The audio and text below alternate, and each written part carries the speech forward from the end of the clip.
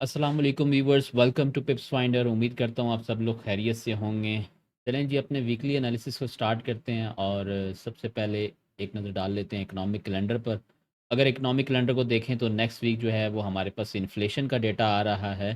सिर्फ इन्फ्लेशन का डेटा है। मंडे ट्यूसडे हमारे पास कोई न्यूज़ नहीं है और वेडनेसडे एंड थर्सडे हमारे पास जो है वो इन्फ्लेशन का डेटा है। वेडनेसडे वाले दिन हमारे पास जो मैन्युफैक्चरिंग एंड पर इन्फ्लेशन का डेटा है, कोर पीपीआई जिसे कहा जाता है, वो आ रहा है। और थर्सडे वाले दिन हमारे पास कोर सीपीआई का डेटा है, जो कि कंज्यूमर एंड पर जो इन्फ्लेशन डेटा रिकॉर्ड किया जाता है वो रिलीज़ होना है। फ्राइडे वाले दिन हमारे पास कंज्यूमर सेंटीमेंट्स का न्यूज़ है।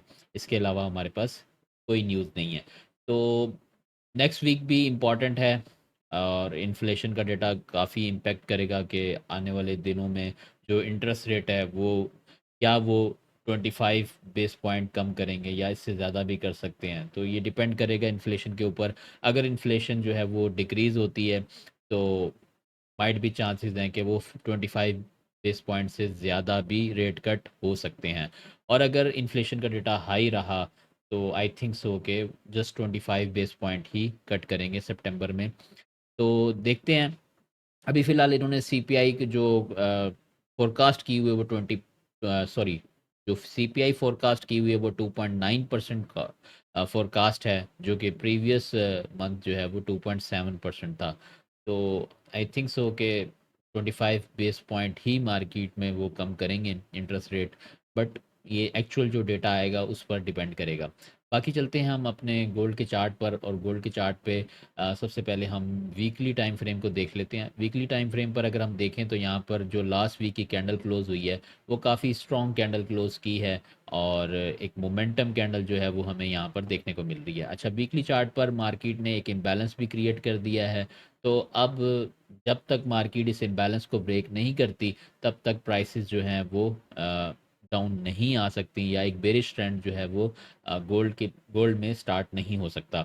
जो हमारे पास लास्ट वीक का हाई लगा है और जो लो लगा है वो हमने मार्क कर लिया है। अब देखते हैं कि लोअर टाइम फ्रेम में हमें बाय साइड की कोई अपॉर्चुनिटी नेक्स्ट वीक मिल सकती है या मार्केट में कोई रिवर्सल सिचुएशन हो सकती है। तो चलते हैं डेली पर। डेली में अगर हम देखें तो मार्केट ने जो है वो जो इतनी बड़ी रेंज की थी उसका clear cut break of structure दे दिया है लास्ट वीक, और मोमेंटम कैंडल के साथ दिया। और यहाँ पर मार्केट ने, अगर आप यहाँ पर नोटिस करें तो मार्केट ने यहाँ पर इम्बैलेंस भी क्रिएट किया है। थर्सडे वाले दिन मार्केट ने इसी इम्बैलेंस को टैप करके रिजेक्शन किया और फ्राइडे को एक बुलिश कैंडल के साथ क्लोजिंग कर दी। तो अगर हम फ्राइडे की कैंडल को देखें तो वो भी स्ट्रॉन्ग कैंडल है। उसने जो वेडनेसडे का हाई था उसे कम्प्लीटली ग्रैब किया है, उससे ऊपर क्लोजिंग की है। तो एक स्ट्रॉन्ग कैंडल क्लोज हुई है फ्राइडे वाले दिन भी। तो अब क्या हो सकता है next week? Next week market buy side की तरफ कंटिन्यू कर सकती है मज़ीद, क्योंकि मार्केट ने जो फ्राइडे की क्लोजिंग दी है वो भी एक स्ट्रॉन्ग कैंडल क्लोजिंग दी है। सिर्फ एक जो है वो यहाँ पर थोड़ी रिट्रेसमेंट आने के चांसेस बन सकते हैं, क्योंकि अगर आप यहाँ पर देखें तो वॉल्यूम हाई हो गया है।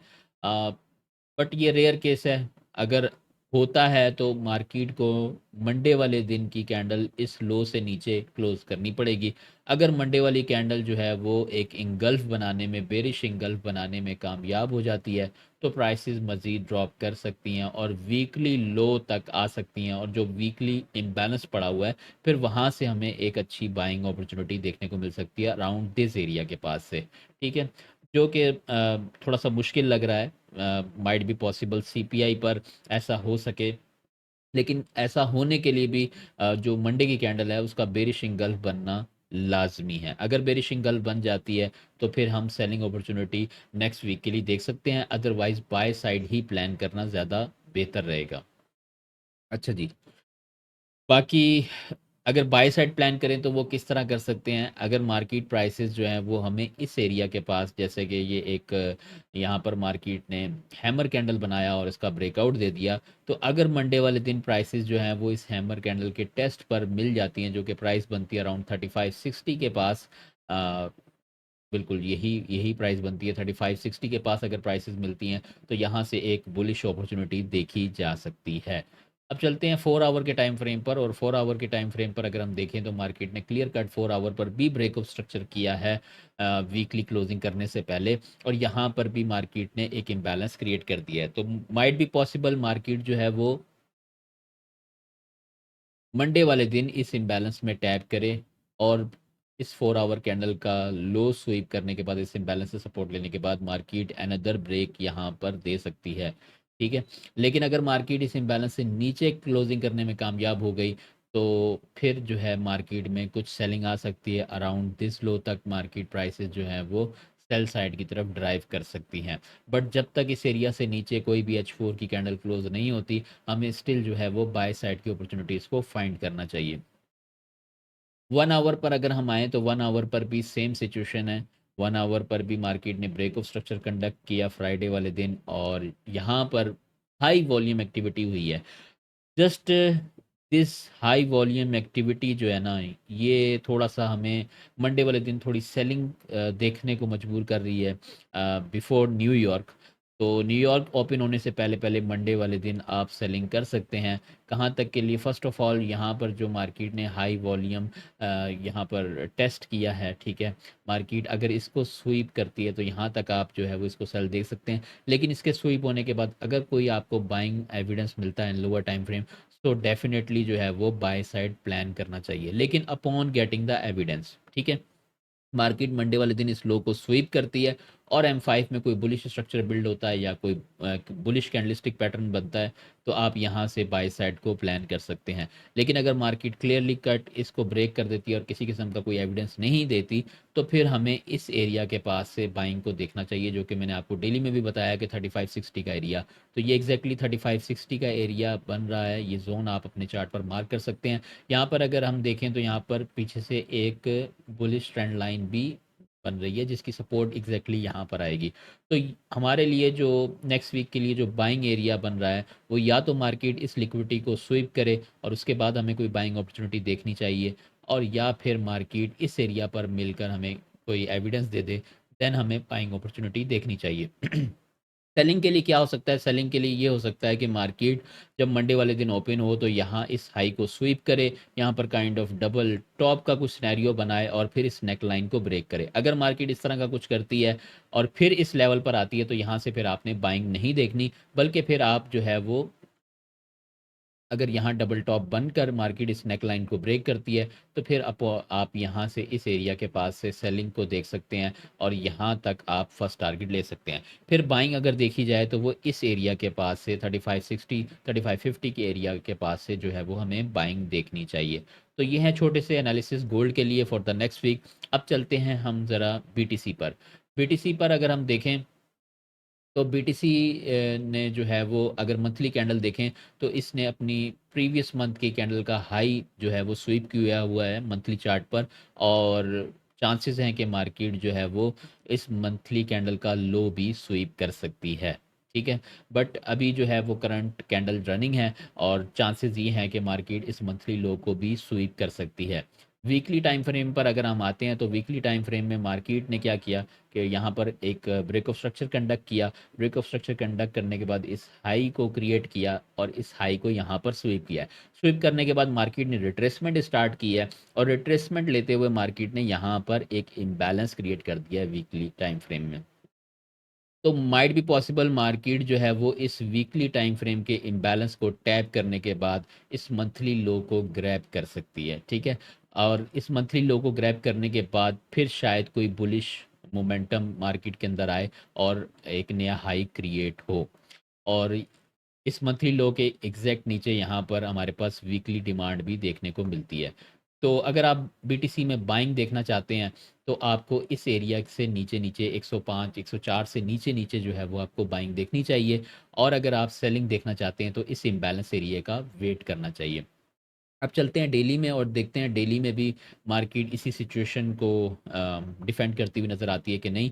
अगर हम डेली में देखें तो मार्केट ने इसी जगह यहाँ पर ब्रेक ऑफ स्ट्रक्चर किया, और इस जगह पे लिक्विडिटी स्वीप करने के बाद market down side movement start कर दिया। इसने इस साइड की भी लिक्विडिटी को क्लीन किया, और मार्केट अभी जो है वो इस डिमांड एरिया पे जो है वो रुकी हुई है। मैंने अपनी लाइव स्ट्रीम में भी आपको बताया कि इस एरिया से कुछ ना कुछ पंप आ सकता है, और एग्जैक्टली मार्केट ने वहाँ से जो है वो पंप लेना शुरू किया हुआ है।